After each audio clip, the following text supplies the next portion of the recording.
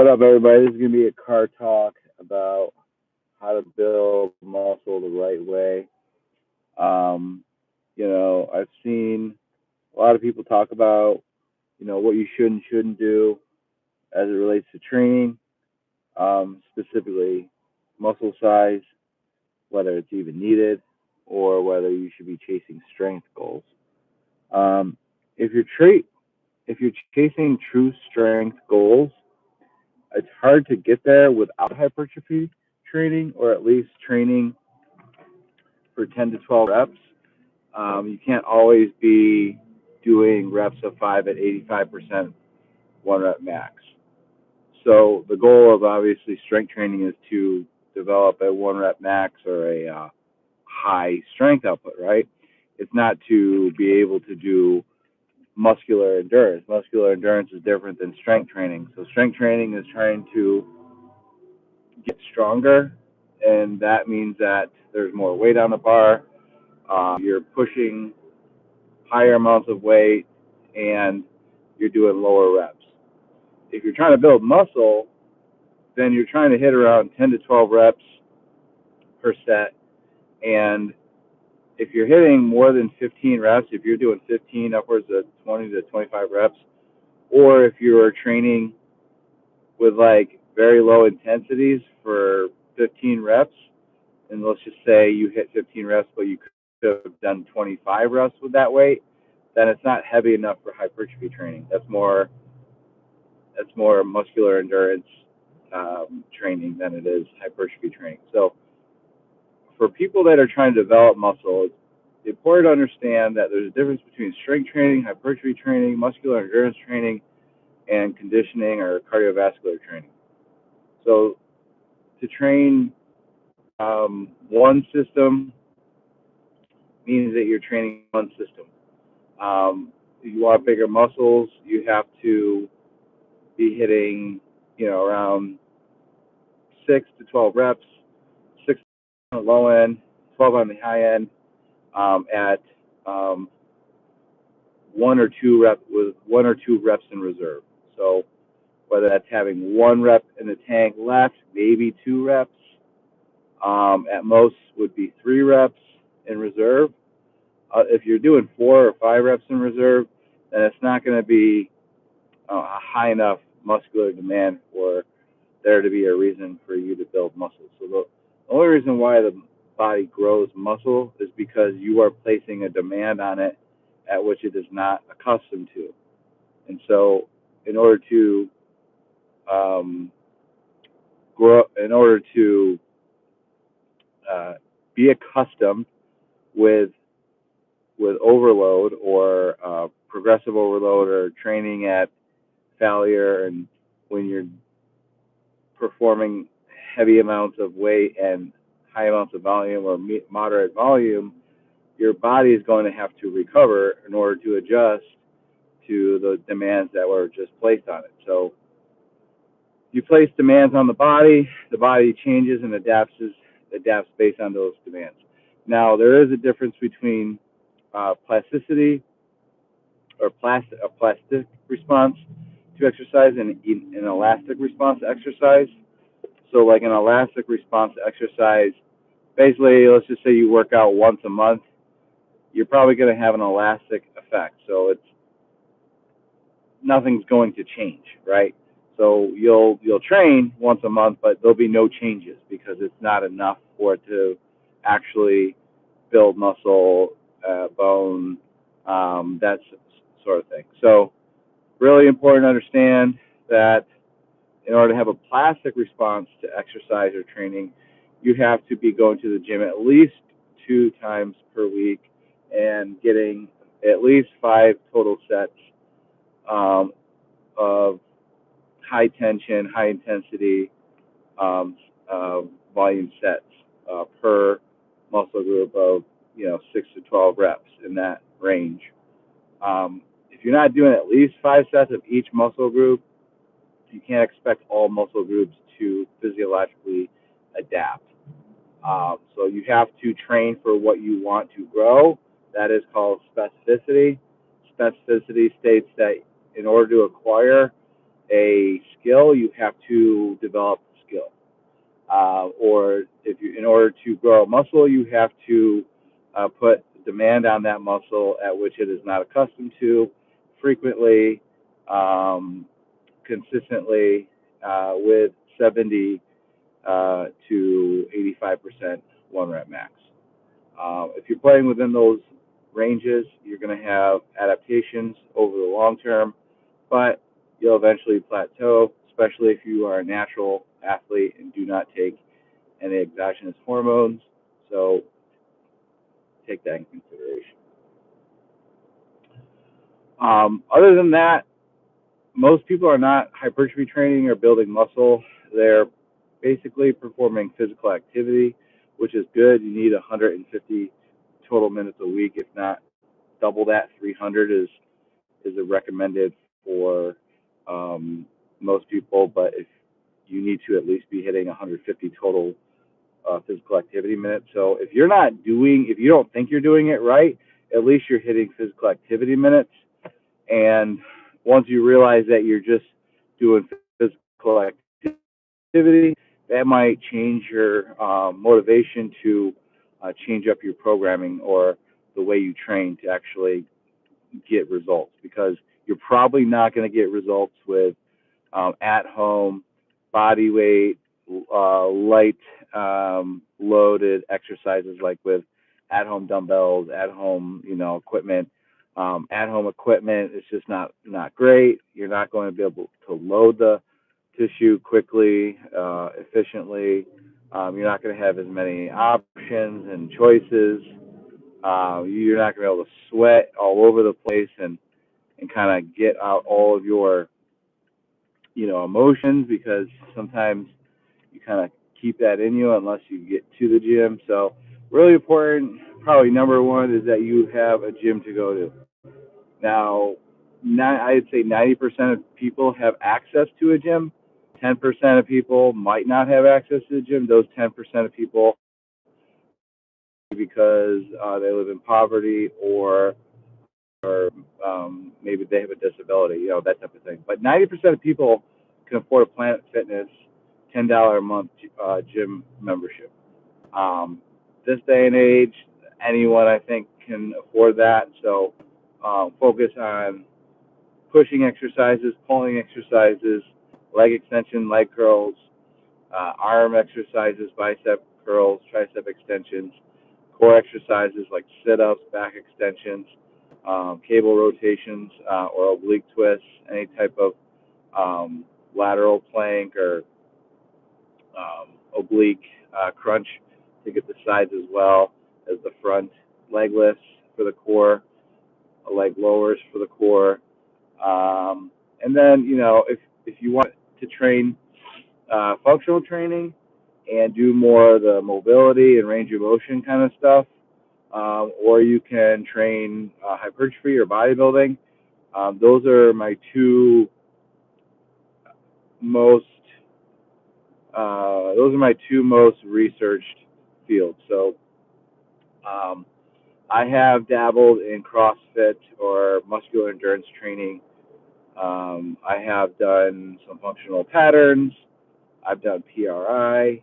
I've done functional range conditioning and Kinstretch. I've seen the GOTA stuff. I haven't stuck to any of those systems except for bodybuilding or hypertrophy training. So throughout my, I started working out when I was 16. I'm 41, 16, 26, 36, 46. So that's like 24 years of total training. Out of my 24 years of training, I would say about 20 years, maybe 18 years were mostly bodybuilding. And I would say I would attribute the other ones to like mobility, functional training, CrossFit, functional patterns, and all that type of stuff. I kind of got caught up in that after my degrees, or during my doctoral degrees. I got caught up in a lot of different certifications. One, because, when you're in class, you're looking for systems to utilize while you're researching, and so you're always looking up new things, and so you always stumble upon different systems of training, and you give it a shot. Sometimes you get and you will fall in love with these systems of training. That's the problem. That's the problem I went through in 2018 when I went bodybuilding to functional mobility, which is different than functional training. Functional mobility training, or FRC, Kinstretch, that is just really to acquire more active range of motion, but you do it by performing a PNF and active isolated stretches, what they call PALs and rails, passive range liftoffs, end range rotations, and they do some quasi eccentrics and isometrics. They have a system of training I got into and fell in love with for about 2 or 3 years, and I did daily cars, and I improved my range of motion so much so that at a detriment to my bodybuilding or my muscle. So as a natural, I don't hold on to a lot of muscle unless I'm actually training the muscle, which makes sense.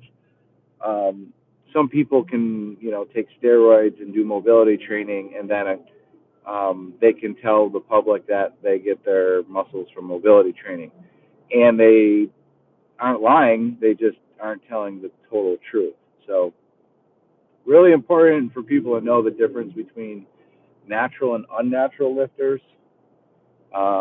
Natural lifters have a harder time acquiring muscle, building muscle, um, and they also plateau a lot easier and harder than your unnatural athlete. So, if you're a bodybuilder, you're not going to make it to a pro stage nowadays. 99% of people aren't going to make it to a pro stage without taking some type of exogenous hormones, which will make you infertile.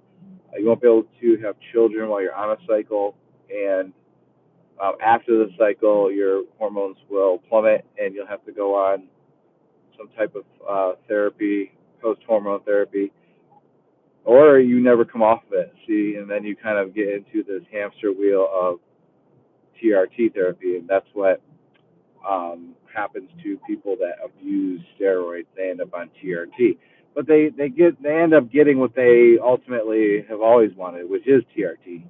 TRT is prescribed steroids, basically.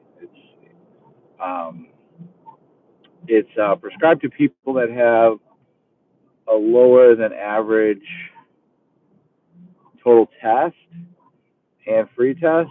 Um, so if one or the other is low, and you get them checked, I think within 1 month, just to double check, let's just say one of them was low both times, you would be you'd be allowed to get some type of therapy or TRT. So I don't know where we're going with that. Let's see what we got.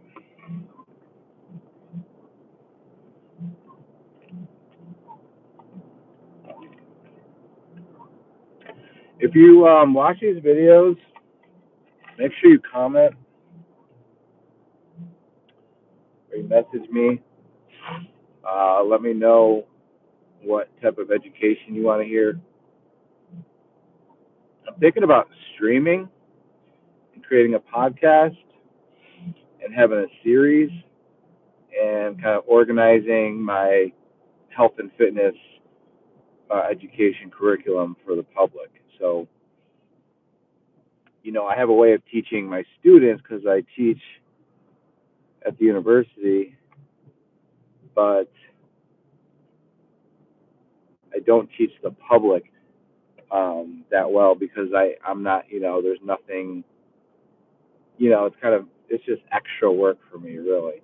I put all my effort and energy into like my students and lesson planning for them and answering their questions and emails and so when I do my own education for the public, it's really watered down. It's like they call it junk posting. I'll call it junk posting or gesture posting, where you're just kind of you're just throwing out posts. You're just almost like you're throwing darts at the wall with no direction or bullseye. You're just so that's pretty much what I've been doing. It's just crap posting. I haven't been putting any time or effort into my posts. I don't, um, any influencer that's online social media these days who's actually making a living off of social media, they have everything together. They don't have a second job. Some of them do. I mean, I would say most of them have two, three jobs, whatever. But they're also 100% in on social media. So that's something that I have going against me, is that it's not like I'm against going against this. If I want to get any traction, I have to kind of break out of my shell, not be a different person, but be more of myself, um, as opposed to maybe feeling like the camera or connecting is like a little bit cringe, or that I'm kind of monotone. I got to figure all that stuff out. Maybe I don't have it. Um, Sometimes you got to be realistic too, right? But I do love it. So that's pretty much why I like to think about these things. It's more so because I already do what I love.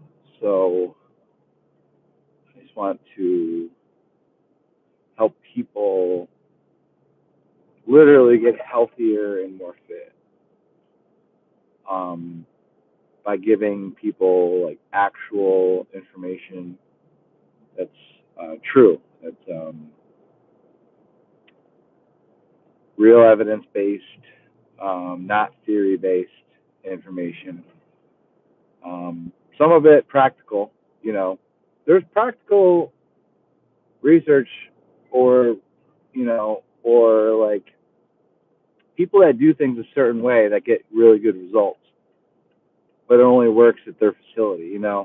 So it's really hard to compare that or to emulate someone else's system. So sometimes someone will be like, well, we have the best system. Well, it's like, well, you have to make the best system work for your athletes or your population. It's not like one system is ultimately better, um, and that depends on the system's goal. So if a system is like to improve your health and longevity, to improve your range of motion, and to have you practice different all three movement planes, and you know if that's what the goal of the training is, functional training, adding in all the buckets, power, strength, conditioning, mobility, then that's what's taught. Now, if you're a bodybuilder, you might not um, you might not do all those things, or you might do all those things as well as your bodybuilding. So I do both, because I teach functional training, or I teach mobility, power, strength, and conditioning, um, in group fitness settings, which you can't really, I guess you could teach hypertrophy training in a group setting, but extremely hard with machines, extremely hard. So that's why you don't see groups of people work out at the gym. You see people work out with their workout partner. You don't see people show up in a group of 10 or 20 and say, we're all going to bench. It's like, well, that doesn't make any sense. So when you group train, typically you want people doing the same thing, or at least in groups where they're doing the same thing. So you might divide the class into 3 groups, and they all perform 2 to 3 different exercises for 2 to 3 sets, and then they go to the next station. That's a good group training method because in the beginning you can warm them up all together. You can have them get into some power stations, and then you can have them go into the strength pods or trisets. We call them trisets, 3 exercises in a row. Because you also don't want to have a lot of downtime either. Because if you do true hypertrophy training, there's a lot of downtime. And a group training class is going to be a little bit more high-paced than hypertrophy training. And I don't, like I said, you really can't do hypertrophy training in a group training format unless you have the equipment necessary or the personnel, which isn't likely. So you have to think, all right, bodybuilders, we're not going to be producing bodybuilders in this group fitness class. Let's give them a little bit of everything, a little bit of strength, a little bit of power, a little bit of conditioning, a little bit of movement, fill the buckets. So that's kind of the premise of CFSC, Certified Functional Strength Coaches, filling those 4 buckets. Where like a bodybuilder, yeah, you want good movement and mobility because as a bodybuilder, you actually have to demonstrate that through your flexing and posing. So that's your movement. As far as the power goes, yeah, I mean, bodybuilders are going to play a little around with those smaller reps or low reps, which induces power, but we're not going to be warming up with power training and jump training. Honestly, because bodybuilders are trying to preserve so much muscle that they may view that stimulus as something that can counteract muscle growth or lower joint quality. So, in my opinion, when I'm trying to bodybuild, I'm in a bodybuilding phase. I don't necessarily like to do a 20-minute warm up before my workout. I like to get into my workout with the workout, whether that's starting off with like a an isolated exercise just to activate an area of the body. For example, lateral shoulder raise, chest fly, a lat pull down, sit-ups, leg lifts, things like that can, core activators, shoulder activators. If I'm doing legs, I might just do like, some quick squats, deep squats. I might do some split squats, maybe some 90-90 if I'm doing legs, if my hips feel tight. But, my legs really don't feel tight. I mean, I don't really see the need to stretch before a workout or at all, depending on your case. Now, I stretch, but I've always stretched and I've always been pretty, not mobile, but normal mobility. And I've gone through like mobility phases in my life where I just I don't get any value out of the time of mobility training to do it to get to see the long enough effects that I'm looking for, which would be more range of motion. But I mean, honestly, I'm not even looking for more range of motion. I think my range of motion is fine. Like 99% of people, I think mobility specialists, what they do is they will, assess your mobility, and then they'll basically tell you how bad it is. You leave that session feeling guilty, like you did something wrong, like you're not good enough, and they've guilt tripped you into trying to fix yourself, as if you were a mechanic going to the shop, getting a mechanical, computer evaluation to see what's wrong with your system, and the mechanic coming back and telling you exactly what's wrong. and what you need to do to fix it. And that's exactly how um, mobility specialists, physical therapists, chiropractors, acupuncture, dry needling, cupping, massage therapy is. They all do the same grift. Um, None of them do what a personal trainer should and would do, which would be to just train, right? So a personal trainer is actually more valuable than all those fields because they actually get you to do the work necessary for the body to change. Whereas the other fields like mobility, chiropractor, physical therapy, those are all subtle, small changes that don't really have a plastic response. Um, they'll attribute their results from time, right?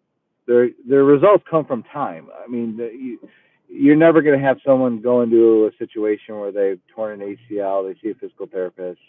Physical therapist is never going to be like, oh yeah, tomorrow it should be good. They're going to be like, it's going to be 6 months, right? So whether you do any physical therapy or not, in 6 months it's probably going to be healed.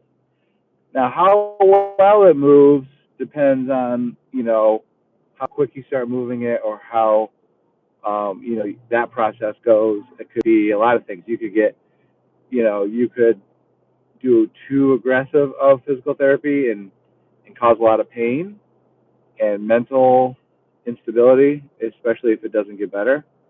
To a If you are already an athlete or somebody who works out, um, then for an athlete, you will probably have to go through, your normal workout. Can you get through a normal workout? If not, why not focus on that? Probably shouldn't be doing anything as far as athlete wise until you're not in any pain. Okay, um, you don't want to be messing around with the pain either. We also don't want to fear max people. We don't want to fearmonger those who have pain because that can actually make them feel like a glass house. If that makes sense. Where they'll feel so fragile they can't do anything, and they feel the slightest crack or crinkle, and they emotionally overtly get attached to pain and pain management, and that's when pain management becomes medicated. Pain management becomes drug addict. So you also want to